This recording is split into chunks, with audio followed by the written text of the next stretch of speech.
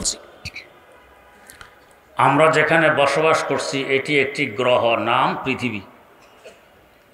আয়তন প্রায় 20 কোটি বর্গমাইল। এই পৃথিবী নামক গ্রহের চতুর্দিকে আরেকটি জগৎ আছে, যে জগৎকে বলা হয় সৌরজগৎ। 8টি গ্রহ, কিছু উপগ্রহ ও অসংখ্য ধূমকেতু মিলে সৌরজগৎ গঠিত হয়। কোন কোন গ্রহ আমাদের পৃথিবী থেকে অনেক বড় আছে,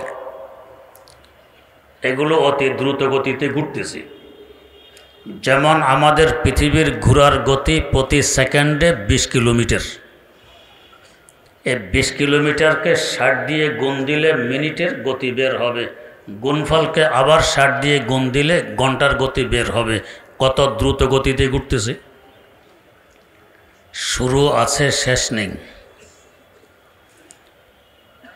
আমাদের জীবন শুরু হয়েছে জান্নাত থেকে। আমাদের আদি পিতা ও আদি মাতা হযরত আদম ও হাওয়া আলা নবিয়িনা ওয়া আলাইহিমাস সালাতু ওয়াস সালামকে সৃষ্টি করার পর আল্লাহ রাব্বুল আলামিন তাদের থাকার ব্যবস্থা করলেন জান্নাতে। তাদের সাথে তাদের কিয়ামত পর্যন্ত আনেওয়ালা প্রত্যেকটি সন্তান সন্ততিও জান্নাতে ছিল। কোনো কারণবশত আমাদেরকে জান্নাত থেকে বের করে দেয়া হয়। আমাদের জীবন শুরু হলো জান্নাত থেকে। আমরা পৌঁছলাম রূহ জগতে। জান্নাতে কতদিন ছিলাম জানানো হয়নি। রূহ জগতের হায়াত পুরিয়ে গেলে ওখান থেকেও বের করে দেয়া হয়। আমরা এসে পৌঁছলাম উদর জগতে। রূহ জগতে কতদিন ছিলাম তাও জানানো হয়নি। হতে পারে লক্ষ লক্ষ কোটি কোটি বছর রূহ জগতে ছিলাম। রূহ জগতের হায়াত পুরিয়ে গেলে সেখান থেকেও বের করে দেয়া হয়। আমরা এসে পৌঁছলাম উদর জগতে, মায়ের পেটে। এখানে ছিলাম মাত্র 9 মাস। মায়ের পেটের হায়াত শেষ হয়ে গেলে ওখান থেকেও বের করে দেয়া হয়। আমরা পদার্পণ করলাম বিশ্ব জগতে, এখন যে জগতে আছি। কতদিন থাকবো এই জগতে জানানো হয়নি। 1 সেকেন্ডও হতে পারে, 100 বছরও হতে পারে। বিশ্বজগতের হায়াতের সমাপ্তি ঘটলে এখান থেকেও বের করে দেয়া হবে। আমরা গিয়ে পৌঁছব কবর জগতে। কবর জগতে কতদিন থাকতে হবে শুধু এতটুকু জানানো হয়েছে যে কিয়ামত পর্যন্ত থাকতে হবে। তবে কিয়ামত কোন সনে সংঘটিত হবে তা জানানো হয়নি। হতে পারে কবর জগতেও লক্ষ লক্ষ বছর থাকা লাগবে। কবর জগতের হায়াত পুরিয়ে গেলে ওখান থেকেও বের করে দেয়া হবে। আমরা সকলে সমবেত হব একটি বিশাল মাঠে, যাকে হাসর মাঠ বলা হয়। বেহেশত থেকে নিয়ে হাসর মাঠ পর্যন্ত যে কয়েকটি ঘাঁটি ও স্টেশনের কথা আলোচনা হলো, প্রত্যেককে এই ঘাঁটিগুলো পাড়ি দিতে হয়েছে। চাই আমি হিন্দু হই, চাই বৌদ্ধ, চাই ইহুদি হই, চাই খ্রিস্টান, চাই আস্তিক হই, চাই নাস্তিক, চাই মোমেন হই, চাই মুসলমান, এই ঘাঁটি ছাড়া সামনে অগ্রসর হওয়া কারো পক্ষে সম্ভব নয়। কিন্তু হাসর মাঠে সমবেত হওয়ার পর মালিকের পক্ষ থেকে ঘোষণা আসবে, ওয়ামতাজুল ইয়াওমা আইয়ুহাল মুজরিমুন, ও অপরাধীরা পৃথক হয়ে যাও নিরপরাধীদের থেকে। একসাথে আর চলতে দেয়া হবে না, একসাথে আর থাকতে দেয়া যাবে না। দুই ভাগে বিভক্ত হয়ে পড়লাম। এক ভাগ ডান দিকে, এক ভাগ বাম দিকে। ডান দিকের ভাগ ওই পথের পথিক হবে যে পথ হাসর মাঠ থেকে শুরু হয়ে আমাদের আদি বাসস্থান বাপের বাড়ি জান্নাতে গিয়ে শেষ হয়েছে। আল্লাহ করুক আমরা সকলেই এ পথের পথিক হই। এই ধরনের ওয়াজ মাহফিল এই জন্য যাতে আমরা ডান দিকের পথের পথিক হতে পারি। বাম দিকের ভাগ ওই পথের পথিক হবে যে পথ হাসর মাঠ থেকে বেরিয়ে জাহান্নামে গিয়ে পৌঁছেছে। তৃতীয় আর কোনো পথ সেখানে নেই। সেখানের অবস্থা হবে রাস্তে দো হ্যাঁ রওয়া মাহশর সে মঞ্জিল কি তরফ, रास्ते दो हैं रवां महशर से मंजिल की तरफ, एक जन्नत की तरफ है एक जहन्नम की तरफ, एक जन्नत की तरफ है एक जहन्नम की तरफ। তৃতীয় কোনো রাস্তা সেখানে নেই। এই যে কতগুলো ঘাটি পাড়ে দিলাম, প্রত্যেকটি ঘাটিতে পৌঁছার পর আমার ধারণা জন্মেছিল আমি এখানের জন্য স্থায়ী, আর কোথাও যেতে হবে না। কিন্তু কোথাও আমাকে স্থায়ীভাবে থাকতে দেয়া হয়নি, হবেও না। এমনকি এখন যে জগতে আছি, যদি আমরা বলে থাকি এক সময় আমি মারা যাব, আমার মুখের কথা অন্তরের নয়। না হয় বার্ধক্যজনিত কারণে দুর্বলতা বাড়তে বাড়তে বিছানায় পড়ে গেছে, নিজ শক্তিতে উঠে বসতেও পারি না। এই অবস্থা যদি কেউ আমার সাক্ষাতে আসে, কি বলি, একটু সুস্থ হয়ে নেই, অমুক কাজটি করে ফেলব, একটু ভালো হওয়ার পর তোমাদের বাড়ি গিয়েও ঘুরে আসব। তার মানে এই বুড়ো লোকটির আশা তার যৌবন আবার ফিরিয়ে আসবে। হ্যাঁ, যদি কেউ একথা ভাবেও যে আমি আসলেও বাঁচব না, তারপরও মনে মনে আশা অন্তত আরো বছর 10 তো লাস্টিং করব। 10 বছর পুরিয়ে গেলে আরো 10 বছরের যোগ দেয়া হয়। আমার অবস্থা হয় হার সবে গোয়ম কে ফরদা তরকে ই সওদা কুনাম, हर शबे गोयम के फरदा तरके ई सवदा कुनम, बाज चो फरदा शवद एम रोज रा फरदा कुनम। 10-এর পর 10 আমি যোগ দিতে থাকি, এর ভিতর দিয়ে আমার বিয়োগ ঘটে যায়। সামনের ঘাটিগুলোর প্রস্তুতি গ্রহণ করতে পারলাম না। কিন্তু শেষ ঘাটে যদি জান্নাতে পৌঁছা ভাগ্যে জুটে, সেখানে পৌঁছার পর আবার মালিকের পক্ষ থেকে সুসংবাদ জানানো হবে, খালিদিনা ফিহা আবাদা, বান্দা তুমি এখানের জন্য স্থায়ী, আর কোথাও তোমাকে যেতে হবে না। তোমার এন্তেকালের সিলসিলা, মওতের ধারার সমাপ্তি ঘটে গেছে। এই চিরশান্তি নিকেতন তোমার স্থায়ী বাসস্থান, এখানে তুমি থাকবে। কেউ হয়তো বাবু সর্বনাশ, এই বেহেশতের ভিতরে থাকা তো জেলখানা, এখানে চিরদিন কিভাবে থাকবো? এখন যে আমরা বিশ্বজগতে আছি, জেলখানা মনে হয় না, স্বাধীন মনে হয়। স্বাধীন। এই বিশ্বজগতের আয়তন মাত্র 20 কোটি বর্গমাইল, তারপরও এর 77 ভাগ হলো পানি, মাত্র 23 ভাগ মাটি। এর মধ্যে আমি জেলখানায় আছি কথা তো মনে হয় না, কিন্তু বেহেশতটি কত বড় হবে। বুখারী শরীফের ব্যাখ্যা গ্রন্থ ফজলুল বারিতে উল্লেখ আছে, হযরত জিবরাইল আমিন একদিন আল্লাহ পাকের দরবারে দরখাস্ত পেশ করলেন যে আল্লাহ, নেককার মুমিন বান্দাদের জন্য বেহেশত সাজিয়ে রেখেছেন, একটু দেখে আসতে মন চায়। আল্লাহ পাক অনুমতি দিলেন, ভিতরে ঢুকলেন দেখার জন্য। বুড়ো মানুষের ন্যায় লাঠি ভর দিয়ে আস্তে আস্তে হাঁটে না দেখেন, পাখা মেরে উড়ে না দেখেন। তা উড়ার গতিটি কেমন? বুখারী শরীফের ব্যাখ্যা গ্রন্থ ফজলুল বারীতে উল্লেখ আছে, একবার তাকে জিজ্ঞেস করা হয়, আপনার গতি কেমন, ঘন্টায় কত কিলোমিটার? জবাব দিলেন, আমার গতি কি বুঝবে, একটি ঘটনা বলছি, আন্দাজ করতে পারবি। কি ঘটনা?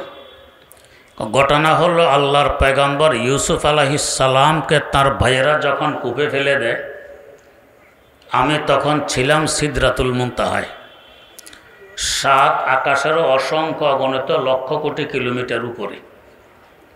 ফেলে দেওয়ার পর আল্লাহ পাকের পক্ষ থেকে আদেশ আসলো, ও জিব্রাইল, আমার পয়গম্বর ইউসুফকে তার ভাইয়েরা কূপে ফেলে দিয়েছে, তিনি পানিতে পৌঁছার আগে আগে তুমি গিয়ে তাকে তুলে ধরো। ফেলে দেওয়ার পর আদিষ্ট হলাম আমি সিদরাতুল মুনতাহায়। কত দূরে? মাইল কিলোমিটার দিয়ে মাপজব দেয়া, একটু আন্দাজ করার জন্য বলছি। আমরা যেখানে বসবাস করছি এটি একটি গ্রহ, নাম পৃথিবী, আয়তন প্রায় 20 কোটি বর্গ মাইল। এই পৃথিবী নামক গ্রহের চতুর্দিকে আরেকটি জগৎ আছে, যে জগৎকে বলা হয় সৌরজগৎ। 8টি গ্রহ, কিছু উপগ্রহ ও অসংখ্য ধূমকেতু মিলে সৌরজগৎ গঠিত হয়। কোন কোন গ্রহ আমাদের পৃথিবী থেকে অনেক বড় আছে, এগুলো অতি দ্রুত গতিতে ঘুরতেছে। যেমন আমাদের পৃথিবীর ঘোরার গতি প্রতি সেকেন্ডে 20 কিলোমিটার। এই 20 কিলোমিটারকে 60 দিয়ে গুণ দিলে মিনিটের গতি বের হবে, গুণফলকে আবার 60 দিয়ে গুণ দিলে ঘন্টার গতি বের হবে। কত দ্রুত গতিতে ঘুরতেছে। এই দ্রুত গতিতে ঘুরা অবস্থায় আরেক গ্রহের সাথে যদি ধাক্কা লাগে, কেমন কিয়ামত কায়েম হবে। তাই আল্লাহ রাব্বুল আলামিন এগুলোর মধ্যখানে অনেক দূরত্ব রেখে দিয়েছেন, যাতে ধাক্কা খাওয়ার সম্ভাবনাও না থাকে। যেমন আমাদের পৃথিবী নামক গ্রহের সবচেয়ে কাছের গ্রহ হলো মঙ্গল গ্রহ। এই গ্রহটিও পৃথিবী থেকে 8 কোটি কিলোমিটার দূর দিয়ে ঘুরে, বাকিগুলো আরও অনেক দূরে। এবার চিন্তা করুন সৌরজগতের এরিয়াটা কত বড়। সৌরজগতের সাথে আমাদের 20 কোটি বর্গমাইল আয়তনের পৃথিবীকে তুলনা করলে একটি ধূলিকণার কোটি কোটি ভাগের 1 ভাগও মনে হবে না। সৌরজগৎ এত বড়। আবার এই সৌরজগতের চতুর্দিকে আরেকটি জগৎ আছে, সৌরজগৎকে ফুটবলের ন্যায় বেষ্টনী দিয়ে আছে। ওই জগতের নাম হলো গ্যালাক্সি। যারা মহাশূন্য নিয়ে গবেষণা করেন তারা বলেন 15,000 কোটিরও অধিক সৌরজগৎ মিলে একটি গ্যালাক্সি গঠিত হয়। আবার এই সৌরজগৎগুলো একটি আরেকটির সাথে লেগে নেই। 2 সৌরজগতের মধ্যবর্তী দূরত্ব হলো 33 লক্ষ আলোকবর্ষ, মানে আলোর গতি সেকেন্ডে 3 লক্ষ কিলোমিটার। সেকেন্ডে 3 লক্ষ কিলোমিটার গতিতে আলো চলতে থাকলে সেকেন্ড নয়, মিনিট নয়, ঘন্টা নয়, দিন নয়, সপ্তাহ নয়, মাস নয়, বছর নয়, দীর্ঘ 33 লক্ষ বছর যাবৎ চলতে থাকলে যত দূর পর্যন্ত পৌঁছবে, একটি সৌরজগৎ থেকে আরেকটি সৌরজগৎ এত দূরে দূরে অবস্থান করে। এভাবে 15,000 কোটিরও অধিক সৌরজগৎ মিলে গ্যালাক্সি গঠিত হয়। গ্যালাক্সিটি কত বড়। আবার এই গ্যালাক্সির চতুর্দিকে আরেকটি জগৎ বেষ্টনী দিয়ে আছে, যে জগৎকে বলা হয় গ্যালাক্সি গুচ্ছ। 15,000 কোটিরও অধিক গ্যালাক্সি মিলে একটি গ্যালাক্সি গুচ্ছ গঠিত হয়। গ্যালাক্সির দূরত্ব সৌরজগতের তুলনায় আরও লক্ষ লক্ষ গুণ বেশি। তাহলে গ্যালাক্সি গুচ্ছটি কত বড় চিন্তা করুন। এই গ্যালাক্সি গুচ্ছের চতুর্দিকে আরেকটি জগৎ বেষ্টনী দিয়ে আছে, যে জগৎকে বলা হয় মহা গ্যালাক্সি। 15,000 কোটিরও অধিক গ্যালাক্সি গুচ্ছ মিলে একটি মহা গ্যালাক্সি গঠিত হয়। গ্যালাক্সি গুচ্ছের দূরত্ব গ্যালাক্সির তুলনায় আরও কোটি কোটি গুণ বেশি। তাহলে মহা গ্যালাক্সিটি কত বড় চিন্তা করুন। বিজ্ঞানীরা আজ পর্যন্ত মহাশূন্যে 15,000 কোটিরও অধিক মহাগ্যালাক্সি আবিষ্কার করে ফেলেছেন। এরও আরও অনেক দূর পর্যন্ত সব হলো বাতাসের জগৎ, একে বলা হয় কোররায়ে হাওয়া, বাতাসের জগৎ। এর অসংখ্য গণিত লক্ষ কোটি কিলোমিটার উপর দিয়ে বেষ্টনে দিয়ে আছে কোররায়ে জামহারির, ঠান্ডার জগৎ। যেভাবে জমিন থেকে বাতাসের জগতের দূরত্ব যে পরিমাণ, ঠান্ডার জগৎ এর থেকে আরও দূরত্বে, আরও বড়। তাহলে ঠান্ডার জগৎটি কত বড় চিন্তা করুন। এই ঠান্ডার জগতের বাইরে দিয়ে বেষ্টনে দিয়ে আছে আরেকটি জগৎ, যাকে বলা হয় কোররায়ে নার, আগুনের জগৎ। কোররায়ে জামহারির যত অসংখ্য গণিত লক্ষ কোটি কিলোমিটার ব্যাপী আগুনের জগৎ আরও বড়। এর অসংখ্য গণিত লক্ষ কোটি কিলোমিটার উপর দিয়ে বেষ্টনী দিয়ে আছে প্রথম আকাশ। এ সব কিছুকে পেটের ভিতরে নিয়ে আকাশটিও ঘুরতেছে। দারেমি শরীফে হাদিস বর্ণিত, আমাদের জমিন থেকে আকাশের দূরত্ব যেই পরিমাণ, আকাশটি মোটাও এই পরিমাণ। তার মানে জমিন থেকে আকাশের পেট যেই পরিমাণ দূরত্বে, আকাশের পিঠ এর থেকে দ্বিগুণ দূরত্বে। ভেঙে পড়ার সম্ভাবনা আছে। আমাদের বিল্ডিংয়ের ছাদ ঢালাই কত মোটা হয়? 5 ইঞ্চি, 6 ইঞ্চি, 7 ইঞ্চি। আর আকাশের ঢালাই কত মোটা?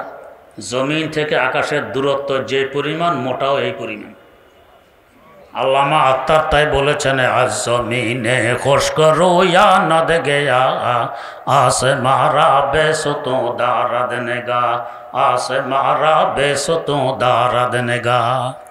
খুঁটি খাম্বা বিন অবস্থা আল্লাপাক আকাশকে ঝুলাই রেখে দিয়েছেন। ভেঙে পড়ার সম্ভাবনা তো দূরে কথা, কল্পনাও। আবার এই পরিমাণ জায়গা খালি, তারপর দ্বিতীয় আকাশ, ওই আকাশটিও খালি পরিমাণ মোটা। প্রথম আকাশকে পেটের ভিতরে নিয়ে আছে। তো দ্বিতীয় আকাশের সাথে প্রথম আকাশকে তুলনা করলে একটি ধূলিকণার কোটি কোটি কোটি কোটি ভাগের এক ভাগও মনে হবে না। এরপর আবার এই পরিমাণ জায়গা ফাঁকা, তারপর তৃতীয় আকাশ, ওই আকাশটিও ফাঁকা পরিমাণ মোটা। এভাবে চতুর্থ আকাশ, পঞ্চম আকাশ, ষষ্ঠ আকাশ, সপ্তম আকাশ। 7 নম্বর আকাশটি কত দূরে চিন্তা করুন। এরও অসংখ্য অগণিত লক্ষ কোটি কিলোমিটার উপর দিয়ে বেষ্টনী দিয়ে আছে সিদরাতুল মুনতাহা। তো হযরত জিবরিল আমিন বলেন, আমি ছিলাম সিদরাতুল মুনতাহায়। আদেশ আসলো, আমার পয়গাম্বর ইউসুফকে তার ভাইয়েরা কূপে ফেলে দিয়েছে, তিনি পানিতে পৌঁছার আগে আগে তুমি গিয়ে তাকে তুলে ধরো। তো ফেলে দেওয়ার পর আদিষ্ট হলাম সিদরাতুল মুনতাহা থেকে জমিনের কেনানে এসে আমি তাকে তুলে ধরেছি। তখনও তার পা মোবারক পানি পর্যন্ত পৌঁছতে পারেনি। গতি কেমন! আর এমন গতি হবেই না বা কেন? আমরা আন্তর্জাতিক প্লেনে উড়ি ঘন্টা 1 থেকে 1,500 কিলোমিটার গতিতে। প্লেন 2খানা পাখা দিয়ে ওড়ে। পাখা 2খানা কত বড়? হয়তো 100 হাত লম্বা হবে, 30 হাত চওড়া হবে। এই 100/30, এই 2খানা পাখা দিয়ে ওড়ে ঘন্টায় 1 থেকে 1,500 কিলোমিটার গতিতে। হযরত জিবরিল আমিন আলাইহিস সালাম ওড়েন কয়খানা পাখা দিয়ে? 600 পাখা দিয়ে। পাখাটি কত বড়? মুসনাদে আহমদ বিন হাম্বল একটি হাদিসের বিশাল কিতাব আছে, 52 ভলিউমের, 52 খণ্ড। এই কিতাবে একটি হাদিস পড়েছি। একদিন রসুল আকরাম সাল্লাল্লাহু আলাইহি ওয়াসাল্লাম বললেন, ও জিবরাইল, আপনি মানুষের আকার আকৃতি নিয়ে আমার কাছে ওহী পৌঁছাইতে আসেন। আসলে আপনি কত বড়, আসল আকারে একটু দেখতে মন চায়। হযরত জিবরিল আমিন বললেন, তাহলে পূর্ব আকাশের দিকে তাকিয়ে থাকুন, আমি আসল আকারে দেখা দেওয়ার চেষ্টা করছি। এই বলে তিনি দরবারে নবুয়ত থেকে বিদায় নিলেন। রাসূল আকরাম সাল্লাল্লাহু আলাইহি ওয়াসাল্লাম পূর্ব আকাশের দিকে তাকিয়ে বসে রইলেন। দেখতেছেন আকাশ থেকে কালো রঙের একটি পর্দা নিচের দিকে নামতেছে। নামতে নামতে জমিনে এসে ঠেকলো, উপরের দিক খালি হলো না। এভাবে আকাশ থেকে জমিন, দক্ষিণ মেরু থেকে উত্তর মেরু, পুরা খালি জায়গাটি ভরাট হয়ে গেছে এই পর্দা দ্বারা। কিছুক্ষণ পর আবার পর্দাটি সরে যায়। এর অল্পক্ষণের মধ্যে দেখতেছেন হযরত জিবরিল আমিন আগের আকার আকৃতি নিয়ে হুজুরের সামনে হাজির। হুজুর বললেন, পূর্ব আকাশের দিকে তাকিয়ে থাকলে আপনাকে আসল আকারে দেখা যাবে। তাকিয়ে রইলাম, দেখা তো গেল না। কিছুই দেখেননি? একটি পর্দা দেখেছি মাত্র। কেমন দেখেছেন? দেখেছি আকাশ থেকে জমিনের দিকে নেমে জমিনে এসে ঠেকলো, উপরের দিক খালি হলো না। এভাবে আকাশ থেকে জমিন, দক্ষিণ মেরু থেকে উত্তর মেরু, পুরা খালি জায়গাটি বরট হয়ে গেছে পর্দা দ্বারা। এই তো দেখলাম। হযরত জিবরিল আমিন আলাইহিস সালাম বললেন, ও আল্লাহর রসুল, এটি কোনো পর্দা ছিল না, ছিল আমি জিবরাইলের একখানা পাখা। এই একটি পাখাকে তার আসল আকার দিয়ে নিচে নামাইলাম। এতে আকাশ থেকে জমিন, দক্ষিণ মেরু থেকে উত্তর মেরু, পুরা খালি জায়গাটি বরট হয়ে গেছে। এমন বিরাট বিশাল পাখা আল্লাহ পাক আমাকে দান করেছেন মোট 600 খানা। এমন বিরাট বিশাল 600 পাখা মেরে যিনি উড়বেন, তার উড়ার গতিটা কেমন হবে? তাই কূপে ফেলে দিতে দেরি, উনি এর আগেও তো এসে উপস্থিত হতে পারেন। একজন মানুষকে কূপে ফেলে দিলে পানি পর্যন্ত পৌঁছতে অন্তত ঘন্টা 10 তো লাগার কথা। ফেলে দেয়া মাত্রই তো ঝুপ। এর আগে হযরত জিবরিল আমিন সিদরাতুল মুনতাহা থেকে এসে ওনাকে তুলে ধরলেন। কত দূরে সিদরাতুল মুনতাহা বুঝে আসছে তো। এই গতিতে উঠতেছেন বেহেশতে ঢুকে। আর বেহেশতটা হলো সিদরাতুল মুনতাহার অসংখ্য অগণিত লক্ষ কোটি কিলোমিটার উপর দিয়ে বেষ্টনে দিয়ে গেছে। তাহলে ওইটা কত বড় হবে? ভিতরে ঢুকে 600 পাখা মারতেছেন আর উঠতেছেন, দেখতেছেন কেমন গতি। হাকিমুল ইসলাম আল্লামা কারি তৈয়ব সাহেব রহমতুল্লাহ আলাইহি লেখেন, কয়েক লক্ষ বছর উড়ার পর জিজ্ঞেস করলেন, আল্লাহ বেহেশতের ওই কিনারা আর কত দূরে আছে? এবার চিন্তা করুন বেহেশত কত বড়। তো এত বড় বেহেশতে থাকলে জেলখানা মনে হবে? মাত্র এই ছোট্ট একটি গ্রহ পৃথিবীতে বসবাস করে 20 কোটি কিলোমিটার, তাও 77% পানি, মাত্র 23% মাটি। এরপরও তো জেলখানা মনে হয় না। আরে বিরাট বিশাল বেহেশতে থাকলে জেলখানা মনে হবে কেন? হাদিস শরীফে আছে, সবচেয়ে নিম্নমানের বেহেশতিকে বেহেশতে কমাস কম এই দুনিয়ার সমান 10 দুনিয়া জায়গা দেয়া হবে। জেলখানা মনে হবে? মোটেও মনে হবে না।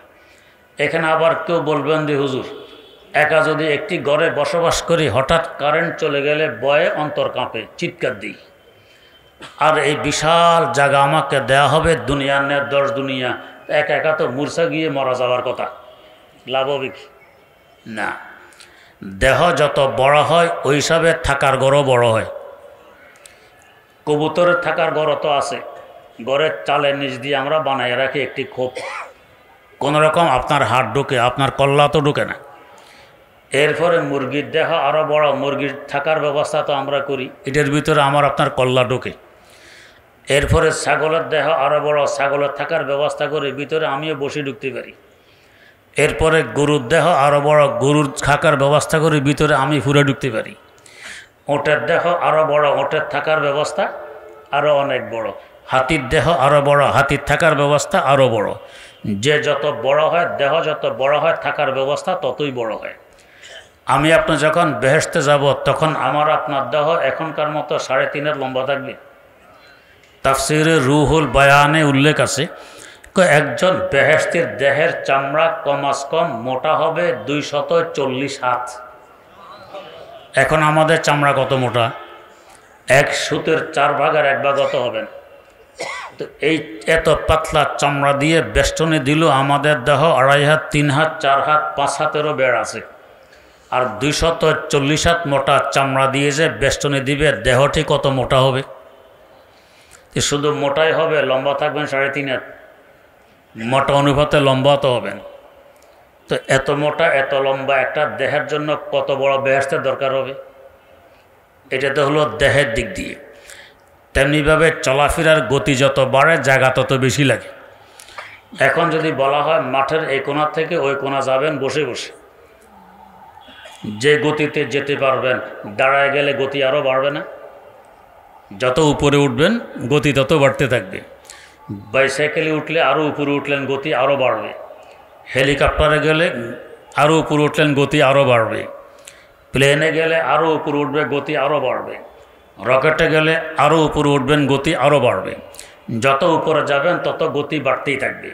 তো জান্নাত উপরে না নিচে? উপরে। যত উপরে যাব তত আমার আপনার গতি বাড়তে থাকবে। গতি যত বাড়বে তত জায়গা বেশি দরকার হবে। এমনকি গতি আমাদের এই পরিমাণ হবে, মাঝে মধ্যে কৌতূহল হবে যে আমার অমুক অমুক আত্মীয়কে দেখতেছি না বেহেশতে, তারা কি জাহান্নামে না কোথায় একটু দেখতে মন চায়।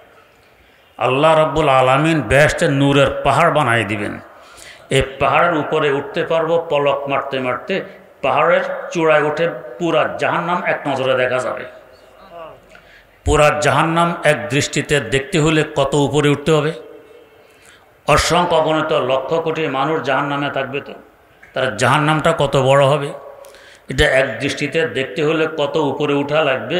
এত উপরে উঠতে চোখের পলক মারতে দেরি, ওই পাহাড়ের চূড়ায় উঠতে দেরি লাগবে না। তাহলে গতিটা কেমন হবে?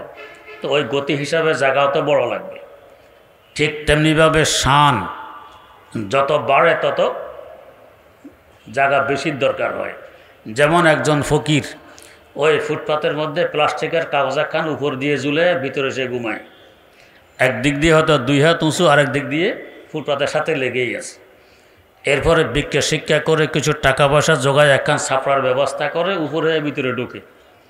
এরপরে আরেকটু ধনী হয়ে এবারে চৌচালা একখানা ঘর বানায়। আর ধনী এবারে বিল্ডিং বানায় 2 তলা 3 তলা। আর যখন কোটি কোটি টাকার মালিক হয় শিল্পপতি, এখন 50 তলা লাগবে, 100 তলা লাগবে।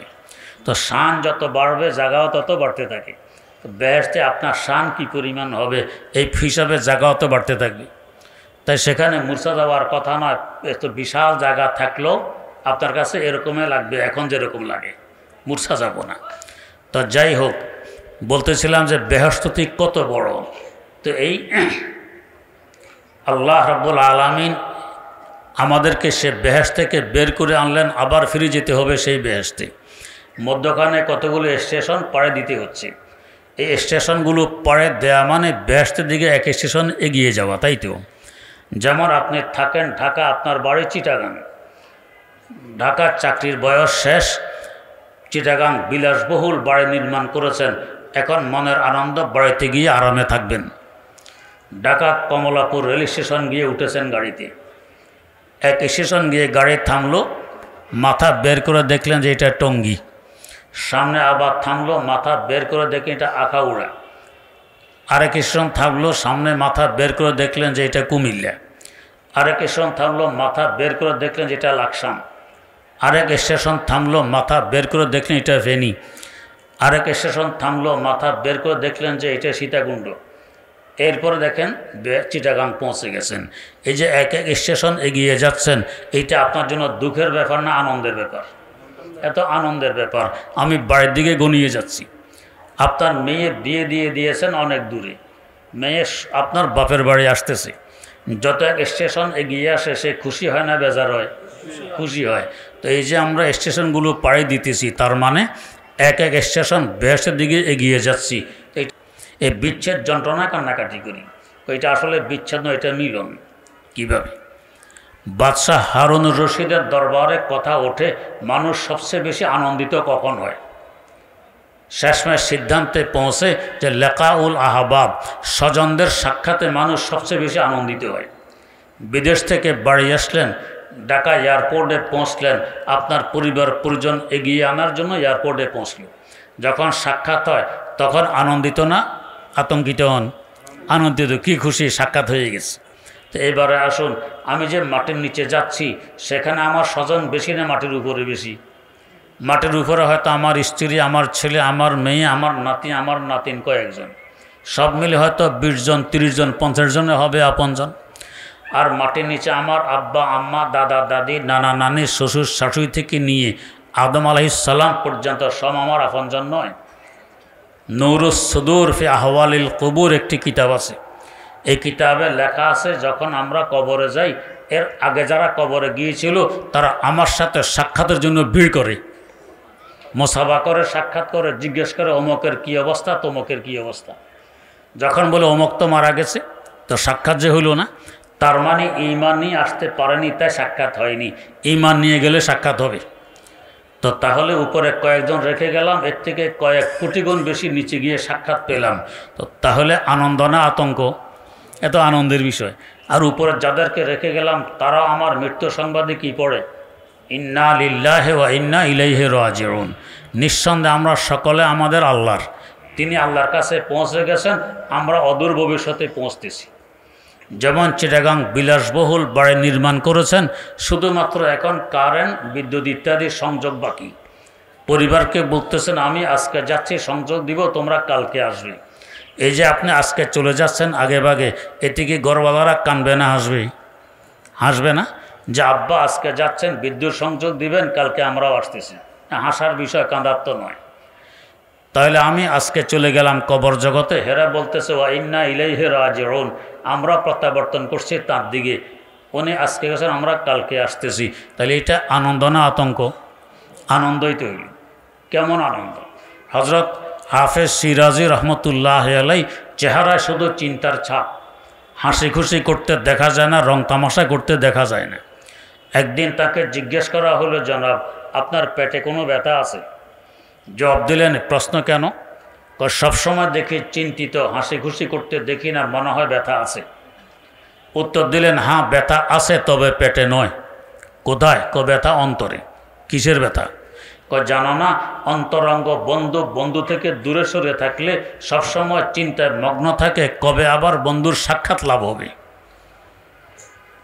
বিচ্ছেদ অবস্থায় হাসি খুশি করতে পারে না। আমিও তো আমার বাস্তব বন্ধু আল্লাহ রাব্বুল আলামিন থেকে অনেক দূরে, হায়াতের বাধার কারণে সাক্ষাৎ পাচ্ছি না, তাই আমি চিন্তায় মগ্ন, হায়াতের বাধা কবে সরবে। যেদিন হায়াতের বাধা সরবে, মাটির দেহ মাটিতে পড়ে থাকবে, আমার রূহ আমার বাস্তব বন্ধু আল্লাহ রাব্বুল আলামিনের সাথে সাক্ষাতের লক্ষ্যে উড়ে চলবে, ওই দিন হবে আমার খুশির দিন। তার ভাষায় তিনি বলতেছেন, খুরমা রোজে কেজি মঞ্জেলে বয়রা বেরাওয়াম, খুরমা রোজে কেজি মঞ্জেলে বয়রা বেরাওয়াম, রাহাতে যা তলবাম ওয়াজ পায়ে জানা বেরাওয়াম, রাহাতে যা তলবাম ওয়াজ পায়ে জানা বেরাওয়াম, নজরে করদম কে গরায়দ বসারে ঈদ মে রোজে, তাদর মায়কা দশা দান গজল খাঁ বেরাওয়াম, তাদর মায়কা দশা দান গজল খাঁ বেরাওয়াম। আমি ওই খুশির দিনের জন্য এখন থেকে গজল প্রস্তুত করে রেখেছি, মনের আনন্দে গজল গাইতে গাইতে উড়ে চলব। শেখুল হাদিস আল্লামা জাকারিয়া রহমতুল্লাহ আলাই তারিখে মাশায়েখে চিশত নামক কিতাবে লিখেছেন, হজরত খাজা মোঈনুদ্দিন আজমিরি রহমতুল্লাহ আলাইহির দাদা পীরের পীর হজরত খাজা মওদুদ চিশতি রহমতুল্লাহ আলাই ইন্তেকাল করেছেন। আজ থেকে প্রায় 1000 বছর আগের কথা। গোসল হয়ে গেছে, কাফন হয়ে গেছে, জানাজাও হয়ে গেছে। এখন মাত্র লোকেরা খাট কাঁধে নিবে, কবরস্থানে পৌঁছবে, 3 জন মানুষ কবরে নামবে, এরপর লাশ কবরস্থ করবে, এদিরূপ সময় বাকি আছে। লেখা আছে কিতাবে, তার জানাজার নামাজের সালাম ফিরানো মাত্র তার মৃতদেহ উড়া আরম্ভ করে দিয়েছে। কেন ওড়ে? হায়াতের বাধার কারণে আল্লাহ রাব্বুল আলামিনের সাথে সাক্ষাৎ করতে পারেনি, বাধা সরে গেছে, সাক্ষাৎ সন্নিকটে, এরা দেরি করতেছে, দেরিতে আশ্চর্য হয় না। অবস্থা হলো খুরমা রোজে কে মানে ওরে ইয়াশাওয়াম, জিসমে বগজারাম সরাসর জাশাওয়াম, জিসমে বগজারাম সরাসর জাশাওয়াম। যখন অন্তরঙ্গ বন্ধুর সাথে কোলাকুলি হয়, মনে চায় যে আমার সিনার চামড়া হাড্ডি গোশত যদি না থাকতো, অন্তরটা অন্তর সাথে মিলিয়ে দিতাম, কতই না ভালো হইত। আমার মাটির দেহ মাটিতে পড়ে থাকবে, আমার রূহ আল্লাহ রাব্বুল আলামিনের সাথে সাক্ষাতের লক্ষ্যে উড়ে চলবে। কত আনন্দের বিষয়। এরা দেরি করতেছে, সহ্য হয় না, তাই উড়া আরম্ভ করে দিয়েছেন, উড়ে গিয়ে কবরে ঢুকবেন। এটা আনন্দের বিষয়। হ্যাঁ, কারোর জন্য আতঙ্কেরও বিষয়। যদি ভবিষ্যৎ ঘাটের পুঁজি জোগাড় করতে না পারি, তাহলে বাস্তবে আতঙ্কের বিষয়। আমাদের এই ওয়াজ মাহফিল, এই মাদ্রাসা, এই মসজিদ, এই খানকা, এগুলো সব এই জন্য যাতে আমাদের মত আনন্দের বিষয়ে পরিণত হয়, আতঙ্কের বিষয় না থাকে। আল্লাহ রাব্বুল আলামিন আমাদের সকলের মতকে আনন্দের বিষয় বানিয়ে দেন। সুবহানাল্লাহি ওয়া বিহামদি, সুবহানাকাল্লাহুম্মা ওয়া বিহামদিক, আশহাদু আল্লা ইলাহা ইল্লা আনতা, আস্তাগফিরুকা ওয়া আতুবু ইলাইক। শবে বরাত সন্নিকটে। এই রাতে কি করণীয় কি বর্জনীয় আমরা অনেকেই বুঝি না। এই সম্পর্কে গুরুত্বপূর্ণ একটি কিতাব আপনাদের এই গেটের পাশে রাখা আছে, আমরা সংগ্রহ করি, পড়ি, তদনুযায়ী আমল করি, ইনশাআল্লাহ শবে বরাতের ফজিলত থেকে বঞ্চিত হব না। আরেকটি কিতাবও আছে, আমরা কোন দিকে চলছি, গন্তব্য কোথায় জানি না, কিতাবের নামে গন্তব্য কোথায়। আরেকটি কিতাব আছে সকলে শান্তি প্রত্যাশী, শান্তি কোথায় জানি না, কিতাবের নাম শান্তি কোথায়। আরেকটি কিতাব আছে শিক্ষা জাতির মেরুদণ্ড, তবে কোন শিক্ষা। আরেকটি কিতাব আছে কোরআন সুন্নাহর আলোকে মহিলাদের নামাজ, কি পুরুষদের একরকম